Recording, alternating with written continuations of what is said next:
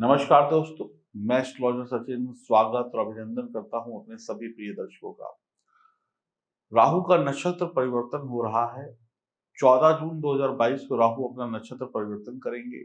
राहु अभी मेष राशि में गोचर कर रहे हैं और अगले 18 महीनों तक, यानी राहु एक राशि में 18 महीने तक रहते हैं। राहु उल्टी चाल चलते हैं, वक्री चाल चलते हैं। राहु 14 जून से भरणी नक्षत्र में चले जाएंगे 20 फरवरी 2023 तक, यानी एक लंबा समय है। भरणी नक्षत्र शुक्र का नक्षत्र है, देवता यम है यानी यमराज है।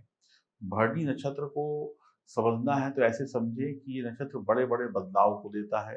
भरणी का मतलब होता है भरण, यानी कि पालन पोषण करने वाला या भरने वाला। शुक्र धन का कारक है और भरणी नक्षत्र धन और प्रसिद्धि देता है। तो यह नक्षत्र धन का है और ध्यान दोनों का भी है। या तो ये आपको धन दे देगा या तो फिर संसार से विरक्त कर देगा, यानी ध्यान दे देगा। इस नक्षत्र का प्रभाव सबसे अधिक किस पर होगा? वैसे तो सभी 12 राशियों पर होगा, लेकिन जिसकी भी लग्न में, ये कुंडली देखते जाइए आप, लग्न में, चतुर्थ भाव में, सप्तम भाव में, दशम भाव में राहु बैठे हैं, उन पर सबसे ज्यादा प्रभाव होगा। जो भी लोग 42 साल की उम्र को पूरा कर चुके हैं उन पे और ज्यादा प्रभाव होगा। जिनका भी जन्म किसी भी महीने की 4, 13, 22 या 31 तारीख को हुआ है उन पर प्रभाव होगा। जिनकी भी जन्म शाम के समय हुआ है, यानी दोपहर के बाद हुआ है, शाम को हुआ है, रात को हुआ है, उन पर प्रभाव होगा। जन्म के समय जिनका चंद्रमा भरणी नक्षत्र में हो उन पर सबसे ज्यादा प्रभाव होगा। जो लोग शेयर मार्केट, सट्टेबाजी का काम करते हैं उन पर इनका प्रभाव ज्यादा होगा। जिनके ऊपर राहु की दशा महादशा चल रही है उन पर प्रभाव ज्यादा होगा। जिनकी सूर्य चंद्र शुक्र मंगल की दशा महादशा चल रही है उन पर प्रभाव ज्यादा होगा। राहु संबंधी व्यवसाय करने वालों पर प्रभाव होगा। सोशल मीडिया से आजकल बहुत बड़ी दुनिया जुड़ी हुई है, सोशल मीडिया वालों पर बहुत बड़ा प्रभाव होगा। शुक्र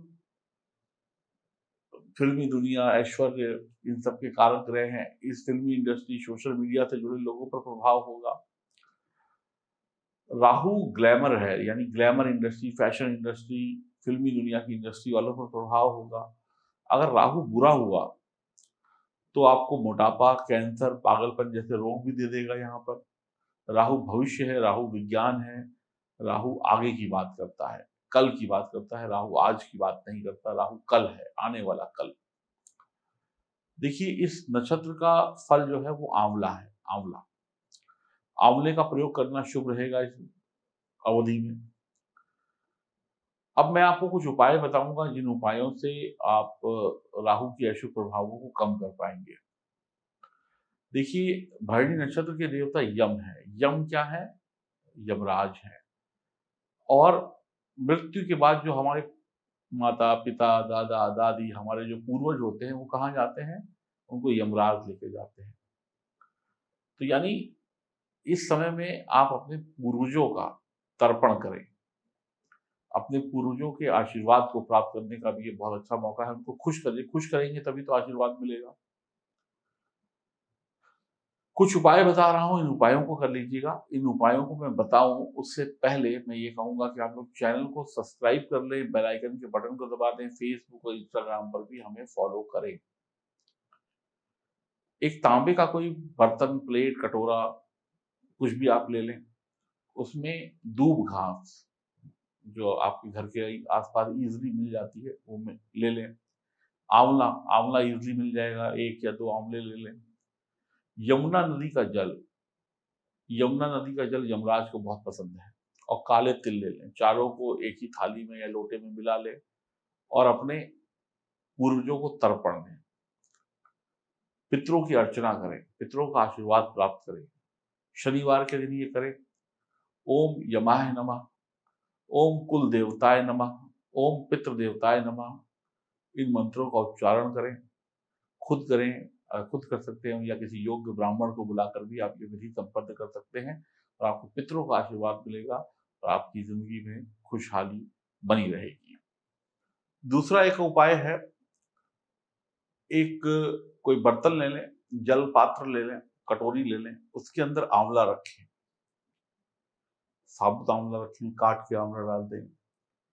और अगर आपकी कोई घर की बालकनी है या कोई घर के आसपास लॉन है, खुला मैदान है, वहां पर उसको रख दें। अगर कौवा, देखिए जब भी पितरों का तर्पण होता है तो गाय, कौवे और कुत्ते की रोटी को निकाला जाता है। अगर कौवा आए और उसी पात्र में से उस आंवले को पूरा उठा ले जाए, आपने पूरा रखा है, या फिर उसमें चोंच मार के खा ले या जल पी ले, सब कुछ कर ले, या और लेके उड़ जाए, तो समझ लीजिए कि आपके लिए लाभ ही लाभ है, बहुत बढ़िया लाभ है, शुभ होगा आपके लिए। क्योंकि भरणी नक्षत्र का जो पक्षी है वो क्या है? कौवा। कौवा जो है यमराज का वाहन है। तीसरा काम, आपको शिव उपासना करनी है। यमराज काल है और महादेव महाकाल है। अगर आपसे संभव है, आपके पास पैसा है, वक्त है और ईश्वर की भक्ति है, तो आप महाकालेश्वर उज्जैन जाकर भगवान के दर्शन करें, पूजा करें, रुद्राभिषेक करें। कुछ नहीं कर सकते, जाकर जलाभिषेक करें। 6 या 8 मुखी रुद्राक्ष को भी आप, अच्छे रुद्राक्ष, नेपाली रुद्राक्ष को धारण करें। तो ये कुछ उपाय हो गए, और कुछ उपाय जब मैं आपकी राशि की चर्चा करूंगा तो उसके साथ भी बताऊंगा। अब लाखों करोड़ों अरबों लोग हैं दुनिया में, अलग अलग राशियों के, तो सबके लिए यह परिवर्तन एक जैसा नहीं होगा। किसी को कुछ मिलेगा, सभी को एक जैसे परिणाम नहीं मिलेंगे। इसके लिए कि क्यों नहीं मिलेंगे, इसके लिए देखिए कारण होगा कि आप अपनी अपनी गोचर कुंडली और अपनी जन्म कुंडली दोनों को देखें।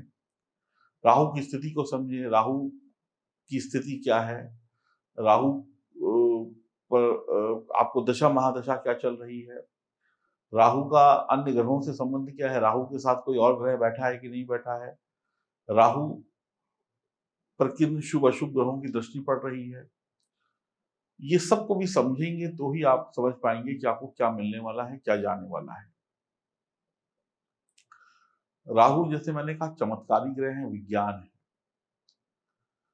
तो 14 जून से लेकर फरवरी तक आपको सावधान रहने की आवश्यकता होगी। कुछ राशि वालों को, कुछ राशि वालों के लिए बहुत बेहतरीन दिन आएंगे, कुछ राशि वालों के लिए बहुत अच्छे, और कुछ राशि वालों के लिए बहुत बुरे दिन आएंगे। अब हम बात करते हैं कर्क राशि की।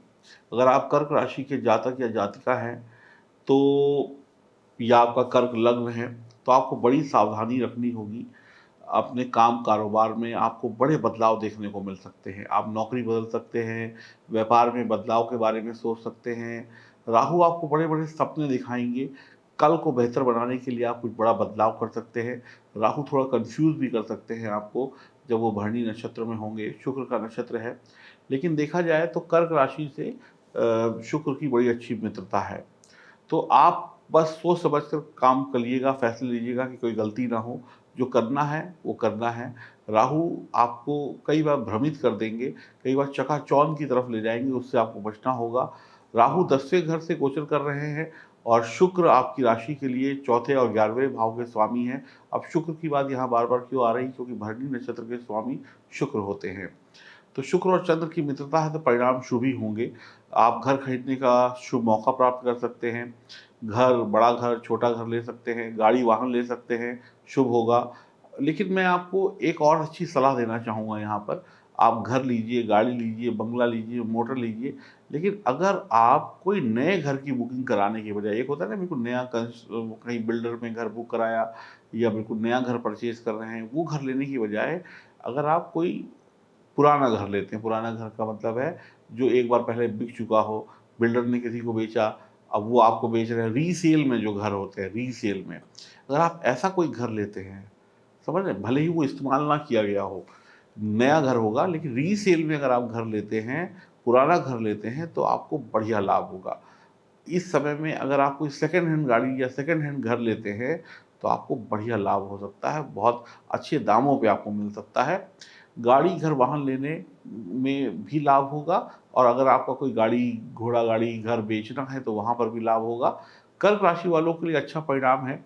अपनी मेहनत का सुख सुख आपको देखने को मिलेगा, सुख साधन आपको मिलेंगे, मान-सम्मान मिलेगा, महिलाओं से लाभ होगा, जीवन साथी को लाभ होगा, जीवन साथी की तरक्की होगी और तो बहुत ही बढ़िया रहने वाला है। तो कर्क राशि के अगर आप जातक या जातिका हैं, तो बड़ी सावधानीपूर्वक आपको कारोबार में बदलाव करना है। कई बार क्या होता है कि आपका कारोबार सही चल रहा होता है, बस आप चकाचौंध में फँसकर ज़बरदस्ती काम को बदल लेते हैं। तो अगर ज़रूरत है तो बदलिए, नौकरी बदलने के लिए भी अगर आपको लगता है कि आपको बदलाव की आवश्यकता है तो बदलिए, अगर सब कुछ ठीक चल रहा है तो इसी में तरक्की कर जाएँगे। अब आपको एक उपाय और बता देता हूँ, वैसे वीडियो की शुरुआत में मैंने उपाय बताए हैं, लेकिन उसके अलावा एक और सरल उपाय बता देता हूँ। चांदी की एक छोटी-सी डब्बी लीजिए, उसमें शहद भरकर उसको अपने घर में कहीं पर भी रख लीजिए सुरक्षित स्थान पर। इससे भी राहु के अशुभ प्रभावों से आपको मुक्ति मिल जाएगी। लेकिन कर्क राशि वालों के लिए राहु का भरणी नक्षत्र में जाना शुभ फल अधिकतर देगा। तो आपको ये वीडियो कैसा लगा? आप इस बारे में कमेंट बॉक्स में कमेंट लिख सकते हैं और जय श्री राम ज़रूर लिखिएगा कमेंट बॉक्स में और चैनल को सब्सक्राइब करिए, बेल आइकन के बटन को दबाइए, शेयर करिए और हमसे जुड़ने के लिए आप दिए गए नंबरों पर संपर्क करें और अपनी जन्म कुंडली की जाँच कराने के लिए भी आप हमसे संपर्क कर सकते हैं। हरि ओम, नमस्कार।